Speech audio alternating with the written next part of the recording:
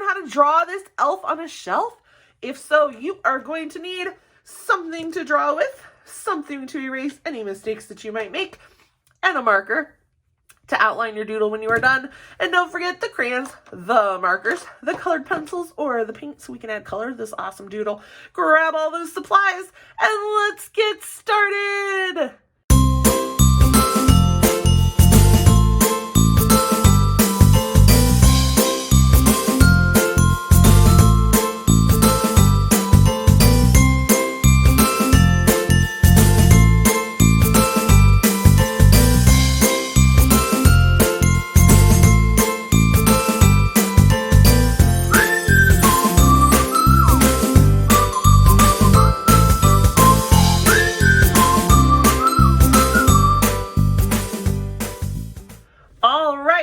Let's go ahead and get started on drawing our elf on the shelf. How many of you have an elf on the shelf? Comment the name of your elf below. I would love to hear the name. So I am going to start my drawing in marker. I suggest you draw in pencil. That way you can erase any mistakes that you might make. And no matter what you're drawing on, make sure you have a spare piece of paper. If you look at all my little dots, that helps collect the marker from bleeding through your paper and onto your workspace, onto your table.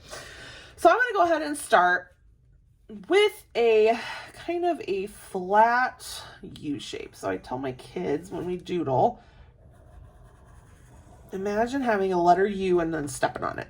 So instead of having a nice tall U, it's squished down, kind of like a cup.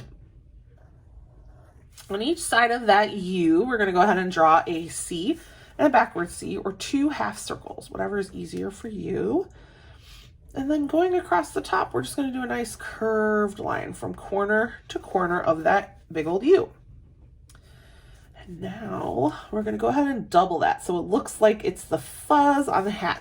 So if you look, I did come a little bit past the side of his head next to his ear. If you ever wear a hat, it's never even right on your head.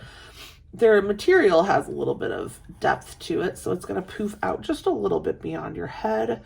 So we want it to look like it's actually on his head. So we're going to come out just a very teeny bit on each side. And then over here, we're going to find out where the edge of his head is, and we're going to kind of come up. And I'm going to go ahead and do a curve. Not a super deep curve. Depends, I guess, on how your elf's hat is. Our elf's hat kind of stays straight up in the air. Then you can add a little ball at the end. Our elf doesn't have a ball, but it looks weird not having something at the end. So it's up to you if you just want to leave it around it, have a cone. If you don't, add that little puff at the end. Now our elf, his name is Buddy, and he does have kind of like, I guess he's got fancy hair, what my son used to call.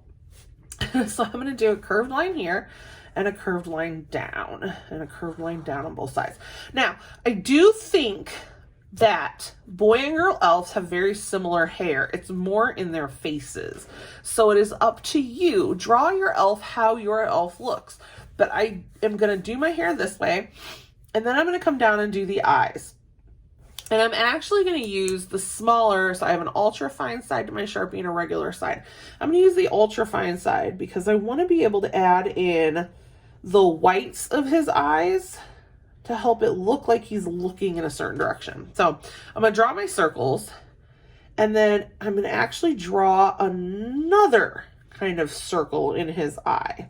Because if you look at your elf, and I didn't realize this until recently, he's looking in a direction. He's not looking forward at you. He's kind of looking around.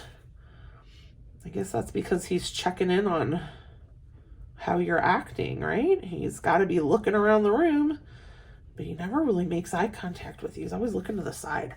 So I'm going to turn his eyes to one side or the other. It's up to you.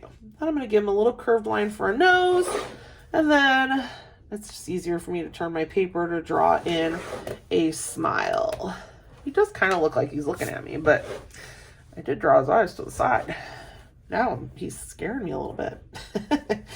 All right, right underneath his face, we're going to go ahead and do that little collar, a little ruffled area to his little elf outfit. So go ahead and do just a bunch of V's kind of clustered together, and that just kind of helps make his collar there. And then I'm going to go in where under his neck would be, and I'm going to kind of come down. I'm going to do the same thing to the other side, and I'm going to stop. So I'm going to go down pretty good. I mean, they're pretty tall. Our elf is a pretty tall guy. And I'm going to stop because I want him to be sitting on a shelf. So now I'm going to come up a little bit and create his legs, so his knees. Because if he's sitting down, just like if you're sitting down, your legs are not even with the bottom of like where your butt is. Your legs come up a little bit. And his legs are kind of shaped like goofy carrots, so I'm just going to go ahead and make those shapes. They are totally different sizes. Look at how goofy his legs look. And then we'll add the line there. And this is going to be our shelf. But I'm going to draw his hands first, because I want him to look like he's holding onto the shelf. So I'm going to go ahead and do 2 curved lines down on each side. Not very big. And I don't want to go down to the bottom because I want his hands to be down here. Now I'm going to draw in just kind of like some rounded, maybe like a half an oval shape right next to his body. So see how his hands, they're not flat. They kind of come down just a little bit, not so much that it looks weird. Now I'm going to go ahead and add in some shelf. So when I want to keep myself even with this line of his body, because remember, he's sitting on the shelf. So I don't want to draw my shelf way up here if his little tush is way down there. All right, let's go ahead and double the shelf. So I want to just draw a parallel line. And I'm going off my paper on this side, but I'm not going off my paper over here. My line is a little crooked, but that's okay. Maybe my shelf got put up crooked. All right, so there's my shelf. And I want to add just a little thing here to help it look like a shelf. Because to me, that could be a branch. And then on the shelf, maybe like a little hole for where the shelf got screwed into the wall. And then you got all this room. You can add whatever you want next to your elf. You can kind of decorate it. Maybe your elf, does crazy things. Maybe he's one of those crazy elves. Maybe he has a pet. Draw his little pet in there. I am not going to draw anything else, but I am going to put this marker to the side, and I'm going to go ahead and grab my markers and my crayons, and I'm going to add some color to my awesome little elf. And I think I'm going to make him red. Our elf is actually blue, but that's not very Christmassy. So I am going to grab my red Crayola marker, and I'm going to go ahead and color in this upper part to his hat. And remember, when you use your marker and you color, you use the angled side when you're coloring big areas, and you use the tip of your marker when you are coloring really small areas. And as long as you do that and you kind of color while it is still wet before the marker has dried, you usually don't end up with very many lines. So the tip of the marker, and then you have the side of the marker. And actually, I don't know if you can look at my marker and see it, but the tip is almost turning pink because this marker is drying out. But down here, it's really red because there's still a ton of ink in that marker. I've actually, with some of my students in the past, we have taken markers apart. And this is pretty fun to do with your parents or as a parent, and you can create your own watercolors from old markers.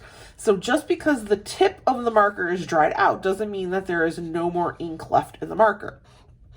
There's actually a ton of ink left in the marker. I could probably make, maybe like a big pop out of maybe like just 4 markers and get some really beautiful watercolors, because inside there is a very functioning piece of fabric that holds all of the ink to your marker. And it just kind of in here, there's like a little plastic barrel with like cotton in it, and it's got all the color in it, and then it comes down to this little tip. So sometimes the very tip of these markers dry out when the whole inside has tons and tons and tons of color still to use. So, throwing stuff.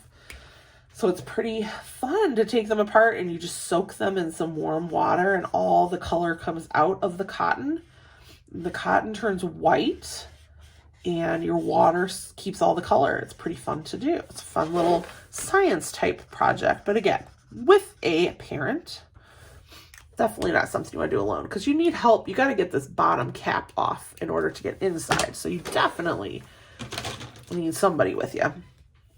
I am going to use a crayon to color in his skin, because if you've watched my other video, My marker is very weirdly dark, and I think that's because it's drying out. Sometimes lighter markers get a little darker as they dry up, and my markers are pretty old. We started this YouTube channel in March, and I've had these markers since before March, so we're working with these markers. They're pretty old. So I'm going to go ahead and color in my little elf skin. And I don't know how your skin is. This is not actually the color of our elf. Our elf has darker skin.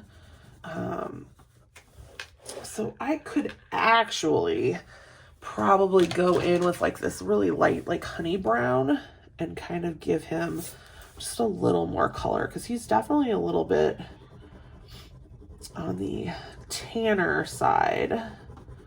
Our elf, he looks like during the summer he's not at the North Pole, but he's in Florida. He's got a pretty good tan going on. People pay good money for that tan, and he's just probably chilling in Florida.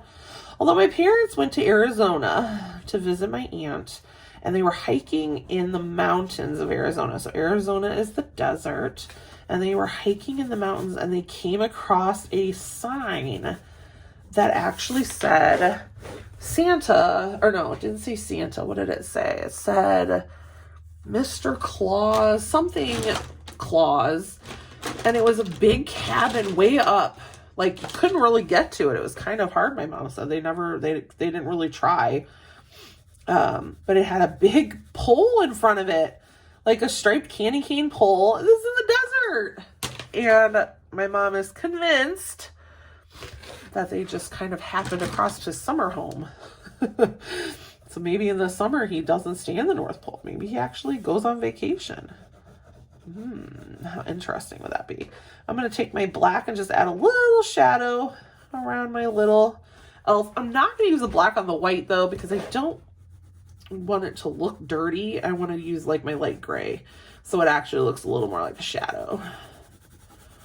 So I'm going to add a little bit on his hat, and then have this like crazy light gray that probably looks more like a white.